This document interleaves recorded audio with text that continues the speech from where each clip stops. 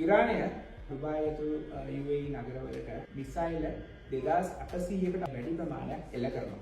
එතකොට ඔවුන්ගේ ප්‍රධාන සතුරා විදිහට ඩෙක් ටු ඊශ්‍රායල් විතර කියන ඊශ්‍රායලට එල්ල කරන්නේ මිසයිල් 1350 ගණනක් විතරයි. ඒ කියන්නේ දෙගුණයකටත් වඩා වැඩි ගන්නවා UAE වලට. කෙනෙක් තර්ක කරයි නෑ මේ ඇමරිකන් ඇසෙට්ස් තියෙන ඉන්න තමයි මේ UAE වලට මිසයිල් ගන්න.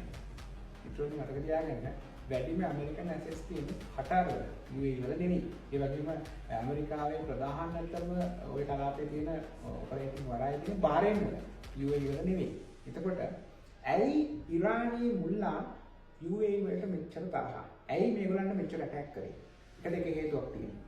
ඒ හේතුව තමයි UAE කියලා කියන්නේ මේ කලාපයේ තියෙන ඊශ්‍රායලය හැර වඩාත්ම වේගයෙන් ප්‍රොග්‍රෙසිව් විදිහට තමන්ගේ සමාජයේ ආර්ථිකවත් සමාජීයවත් දේශපාලනිකවත් පරිවර්තනය කරන රාජ්‍යය.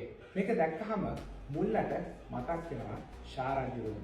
ඉතින් ඒ බය, ඒ තරහ, ඒ නොසතුට තමයි ඔවුන්ගේ පිටකරේ මේ ලැබුණු අවස්ථාවෙන් UAE වලට පහර දීලා. මතක තියාගන්න ඔබ කිසියම් රටක භාෂාවේ නිදහස අපූර්වා නම් මතක තියාගන්න මේ ඉරානයේ එල්ල කරපු ප්‍රහාරය එල්ල කරේ ඔබ වැනි පුද්ගලයන්ගේ නිදහස අහිමි කිරීම සඳහා ඔවුන්ගේ තිබෙන සැලසුමක කොටසක් විදිහට.